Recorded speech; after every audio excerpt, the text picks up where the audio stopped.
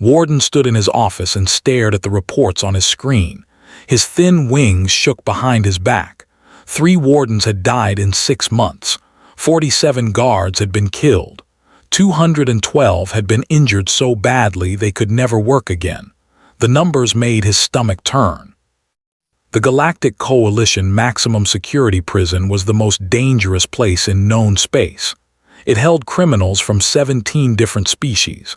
These were beings from planets where everything wanted to kill everything else. They were strong, fast, and violent, and was supposed to keep them locked up. His people were small and fragile. Their bones were hollow like birds. Their skin was thin and pale blue. They were scientists and administrators, not fighters. But someone had to run this prison, and no other species wanted the job anymore. His communicator beeped, pressed the button with a trembling finger. "Warden," said his assistant, "the council has made a decision about your request for new guards. And they are sending humans." Felt confused. He had heard of humans, but he had never met one. They came from a small planet called Earth in a distant arm of the galaxy. They had only joined the Coalition 50 years ago. Most species thought of them as unremarkable. They were not very strong. They were not very fast. They had no claws or venom or armor. "Are they serious?" asked. "This prison has killed, it has broken. What can humans do?" "The council says Earth is a Sir, Class 4.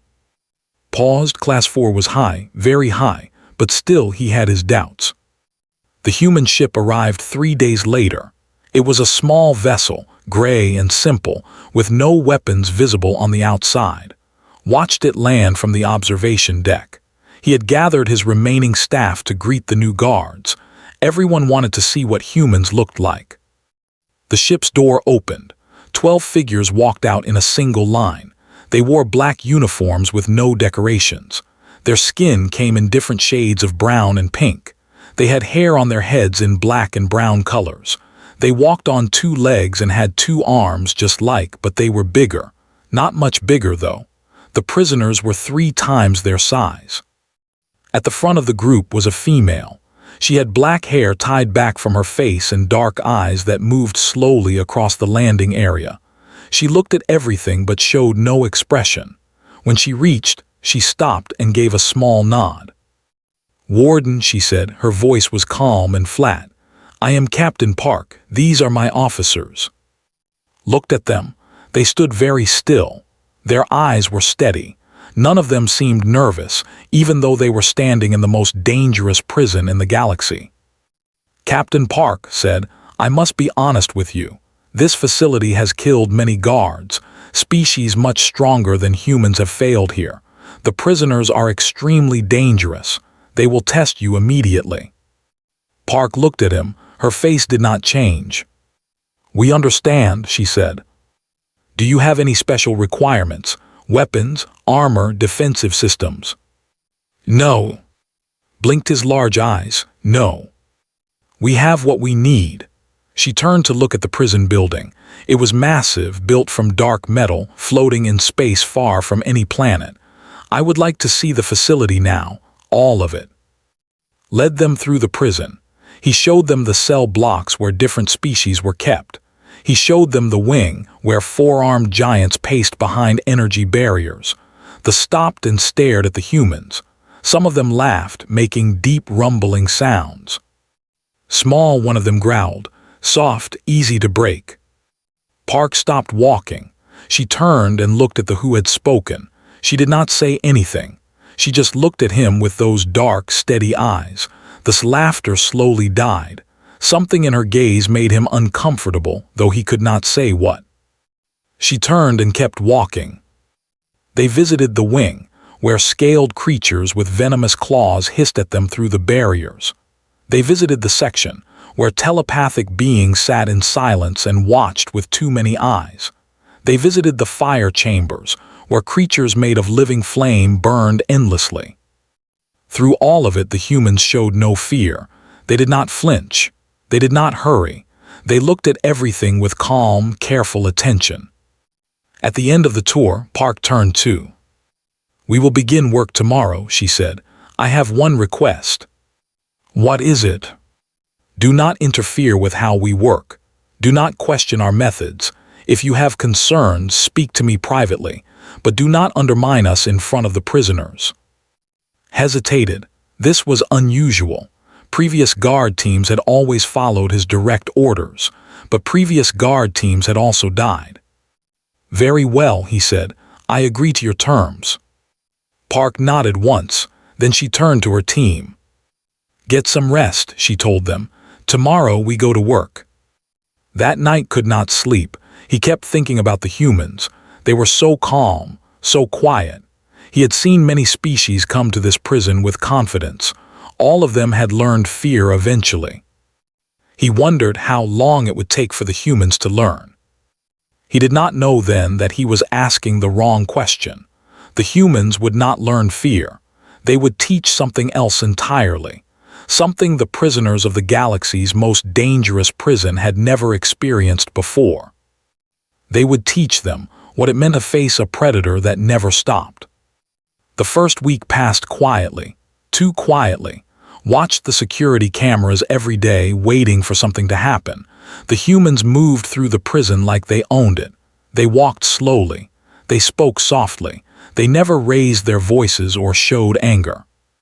The prisoners watched them too, could see it in the way they gathered near the barriers when the humans walked past. They were studying these new guards. They were looking for weakness. Everyone in the prison knew about. He was a warlord who had killed over 1,000 beings before his capture. He stood 8 feet tall and was covered in dark green scales. His arms ended in claws that dripped with natural venom. One scratch from those claws could kill most species in minutes.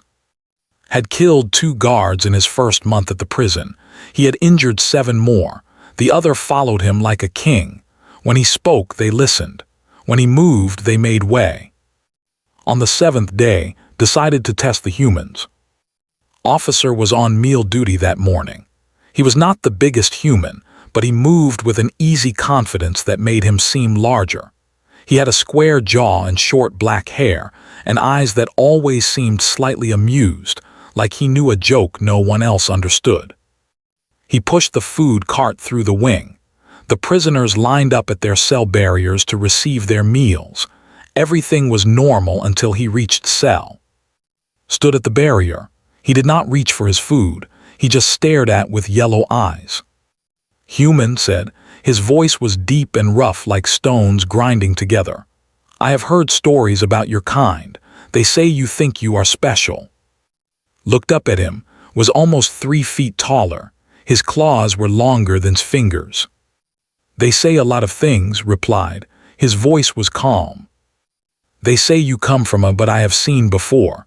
I have killed them. You do not look like it to me. You look soft, weak." The other gathered closer to watch. The air felt heavy with tension. Watching from his office, reached for the emergency alarm. "Maybe," said. He held out the food tray, hungry. Moved. He was fast, faster than anything had ever seen. His arm shot through the barrier gap where food was passed. His claws aimed straight for his throat. A strike like that had torn the head off a guard last year. Was not there.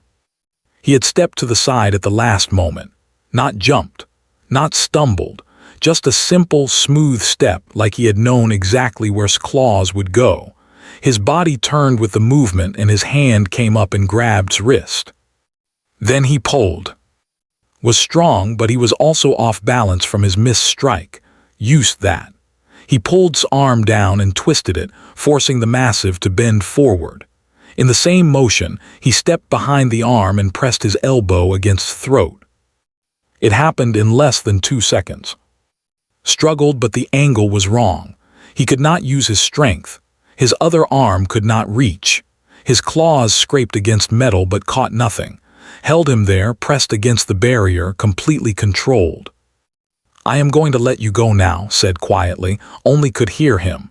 "When I do, you will step back into your cell, you will take your food, you will eat it. Do you understand?" Made a choking sound that might have been yes. Released him and stepped back in one motion. He picked up the food tray from where it had fallen and held it out again. Stared at him, his yellow eyes were wide. Slowly, very slowly, he took the tray. He stepped back into his cell. He did not say another word. Continued down the row, handing out food like nothing had happened. They were silent. They had never seen lose. They had never seen anyone move like that human moved. It was not just speed. It was something else. The human had known what would do before did it. Later that day, called to his office. "How did you do that?" asked. "His claws have venom. One touch should have killed you." Shrugged, he was angry. Angry people are predictable. He wanted to hurt me, so he attacked the fastest way he knew. I just had to not be there. But his speed, no could react that fast. I did not react, said. I predicted there is a difference. Did not fully understand, but he filed the information away. That night, whispers spread through the prison. The prisoners talked in low voices through walls and barriers. The human stopped. Impossible. I saw it. He moved like water, like he had no bones. They are different, these new ones.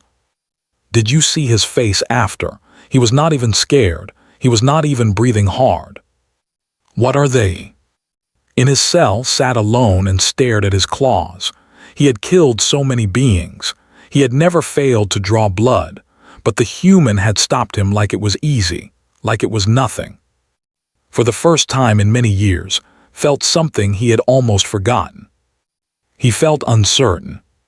And in the guard quarters, sat with his team and ate dinner. There was a small scratch on his forearm where one of his claws had barely touched him. You should get that checked, said, nodding at the wound. Looked at it and smiled. It will heal. Their venom does not work well on us. Our blood is different. Still, she said, be more careful. Yes, Captain. He went back to eating.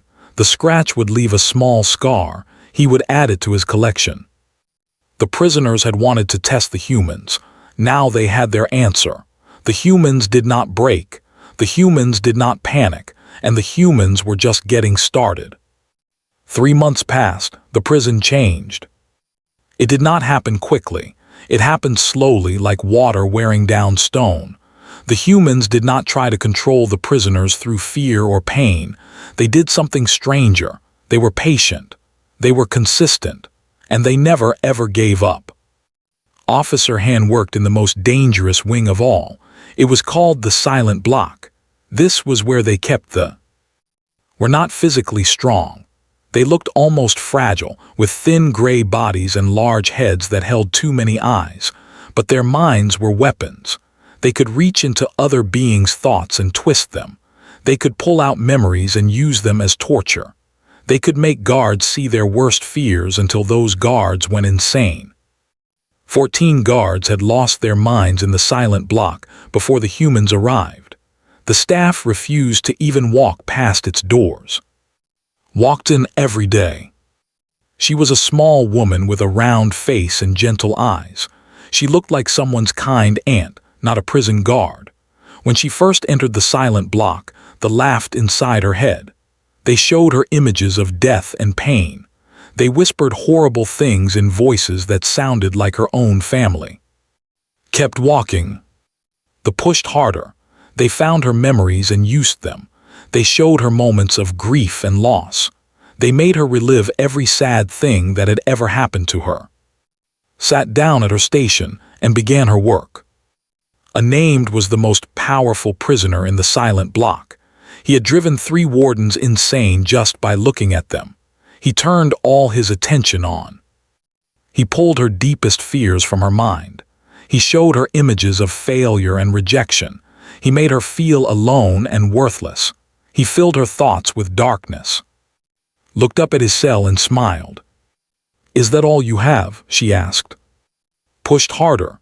He found a memory of someone had loved who had died.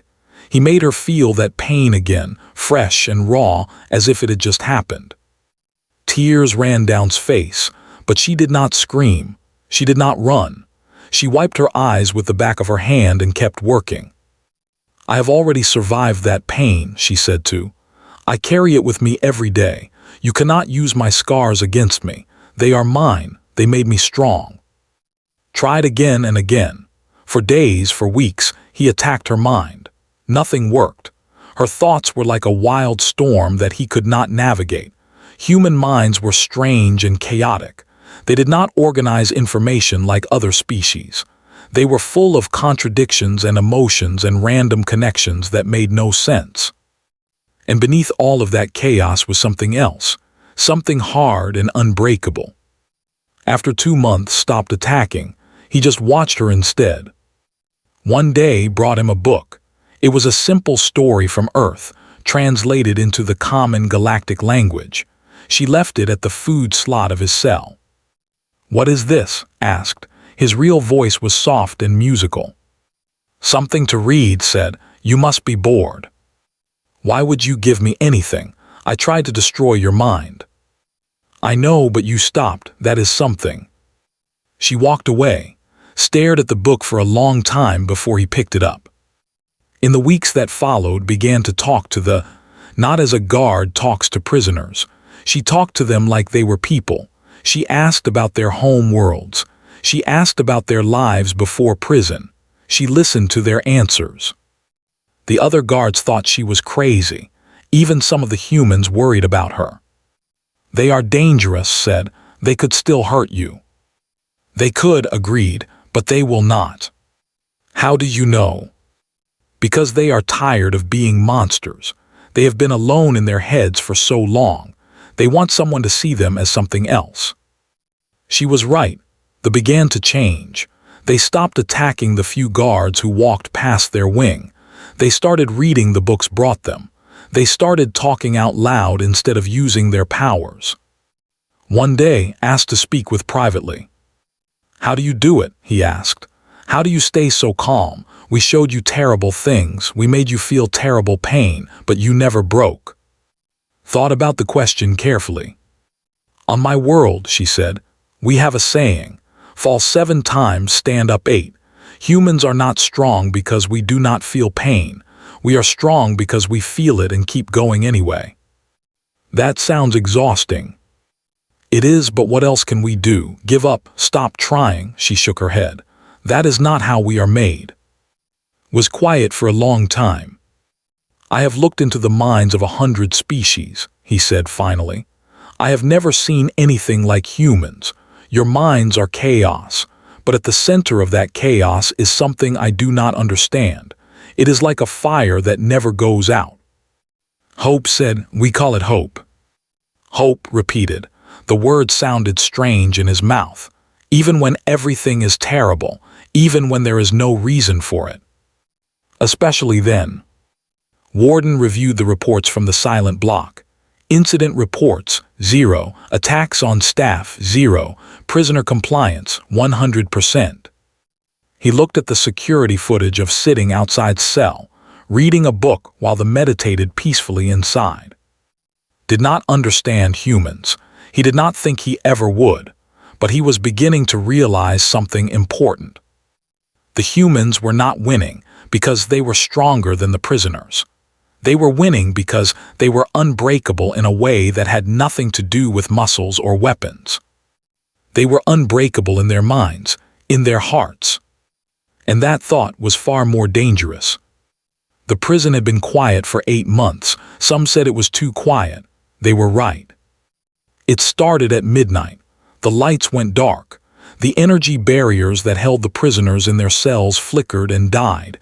Emergency power should have activated in 3 seconds. It did not. Someone had sabotaged it. 400 prisoners from 17 species were suddenly free. Warden was in his office when the alarm started screaming. His screens showed chaos.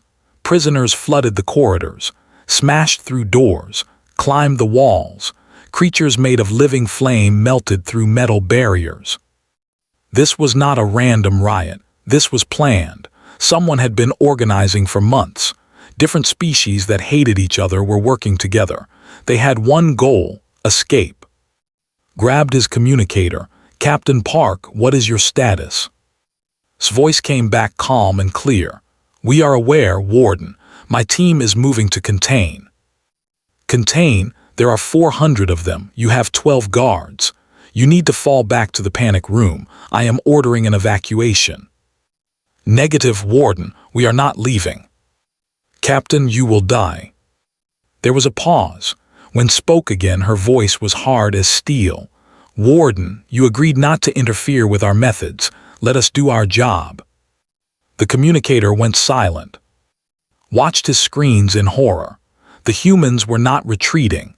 They were advancing. They moved through the dark corridors in pairs, covering each other, communicating through small hand signals and quiet words. Officer Lee reached Corridor 7 first. This was the main junction between the cell blocks and the escape shuttles. If the prisoners got through here, they would reach the docking bay. Stood in the corridor alone. He had a shock baton in each hand. Nothing else. The first wave hit him like a flood. Came first. They were massive, four-armed and screaming with rage. Did not step back. He stepped forward. He met them in the narrow corridor where their size became a weakness. They could not all reach him at once. They got in each other's way. Moved like a dancer. He ducked under claws, spun around bodies, and struck with his batons again and again. Each hit found a nerve cluster. Each strike sent a prisoner to the floor. He did not stop moving. He did not slow down.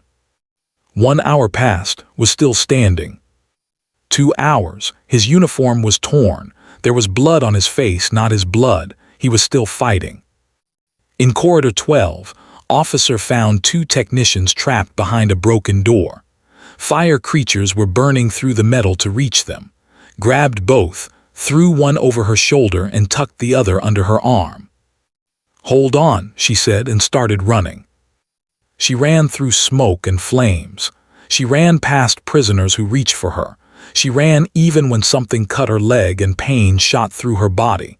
They were light like children to her. She did not let them go. She delivered them to the safe room and went back out to find more survivors. Captain Park stood in the central control room with Officer Han. They had restored emergency power to this section only. They could see the whole prison on the screens. Is holding Corridor 7, reported, and his team have sealed Block C, has rescued 11 staff members. The prisoners are getting tired, observed. She pointed at the screens. Look, they are slowing down. It was true. The first hours of the riot had been violent and fast, but now, 8 hours in, the prisoners were beginning to falter. They had been running and fighting and pushing forward with everything they had. Their bodies were reaching their limits. The humans were not slowing down. How is that possible? Whispered. He was watching from the safe room. They can fight for days, they have endless stamina. How are the humans still going? He did not understand what he was seeing. Humans were persistence predators. On there, they had not hunted by being fast or strong. They had hunted by never stopping. Their prey would run and humans would walk after them. The prey would run again and humans would keep walking. Eventually, the prey would collapse from exhaustion. The humans would still be walking. Hour 10 was still holding Corridor 7. His arms should have given out. His muscles should have failed. But there was something in human biology that other species did not have. When a human believed something mattered, their body would not quit. Pain became just a signal to ignore. Exhaustion became just a feeling to push through. Hour 12, the prisoners began to surrender.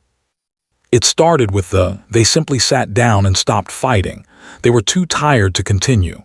Then the others. One by one, species by species, they gave up.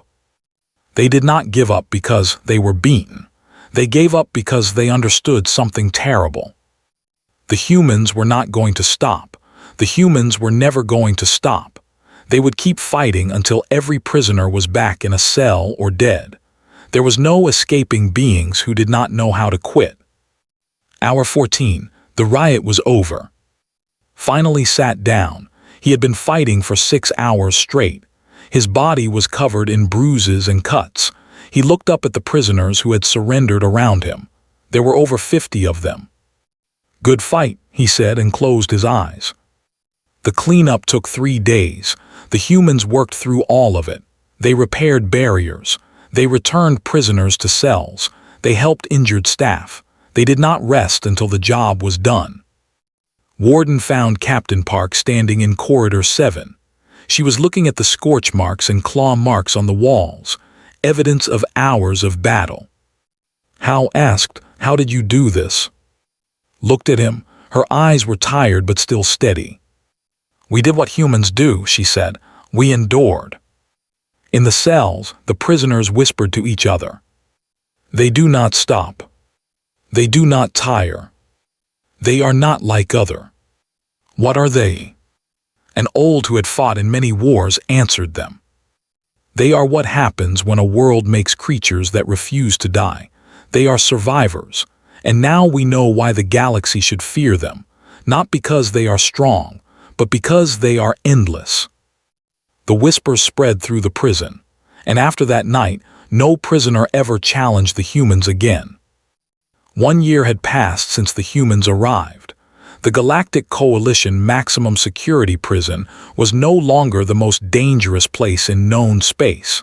It had become something else entirely. It had become a model. A delegation from the Coalition Council arrived to study what the humans had done. They were 5 beings from 5 different species, all politicians and military leaders who had heard the reports but did not believe them. How could 12 humans succeed where thousands of guards from hundreds of species had failed? Warden met them at the docking bay. He looked different now. His wings did not shake. His voice was steady. Working with the humans had changed him. "Welcome to the facility," he said. "I will show you everything." The delegation walked through the prison. What they saw confused them. The corridors were clean and quiet. There were no screams. There were no sounds of violence. Prisoners moved from place to place in orderly lines. Some of them were working, doing useful tasks around the station. Some were studying in small classrooms. Some were simply sitting peacefully in common areas. "This cannot be real," said one delegate, a tall general. "These are the most dangerous criminals in the galaxy. They should be fighting. They should be causing chaos." "They used to," said, "not anymore." They passed a recreation area where Anne and a human were sitting at a table. That was huge, green-scaled, with claws that could cut through metal. The human was officer. They were playing a card game. "That is," the general said. "He killed 300 soldiers on Vertex Prime. He is a monster." "He was," agreed. "Now he is a trustee. He helps maintain order in his block." "How?" "Ask him." The delegation approached the table, looked up at them. His yellow eyes were calm.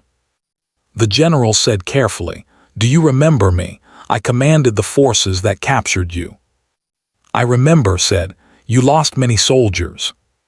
"Why have you changed? Why are you peaceful now?" Was quiet for a moment. He looked at who was dealing cards and not paying attention to the conversation. "Because I finally met something I could not beat," said. "Not through strength, not through speed, not through violence. These humans, they are different. They do not want to hurt us. They do not enjoy our pain, but they will not stop if we fight them. They will just keep coming forever until we have nothing left." He paused. "It is easier to stop fighting. It is better to find another way." The general did not know what to say. They visited the silent block next. They sat in their cells, reading or meditating. Officer Han walked among them, stopping to talk with each one like they were old friends.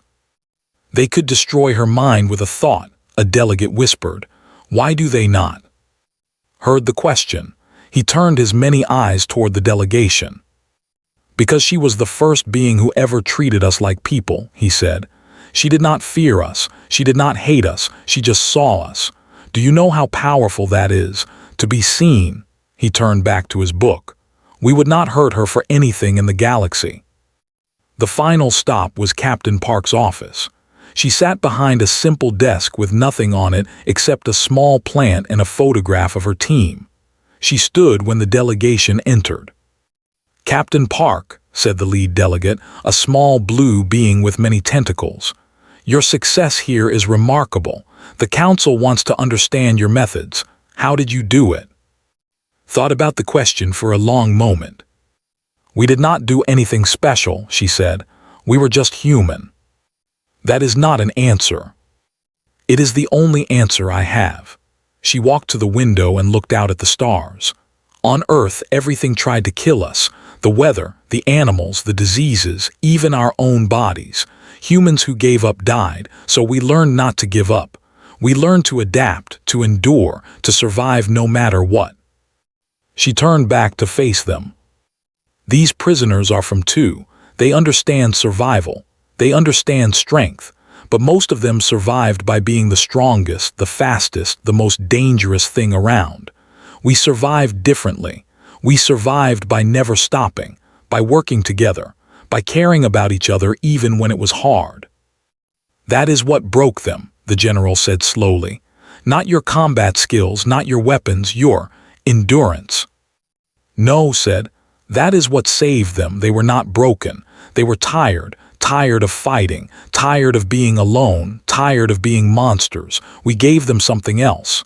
We gave them a chance to be different. Most of them took it. The delegation was silent.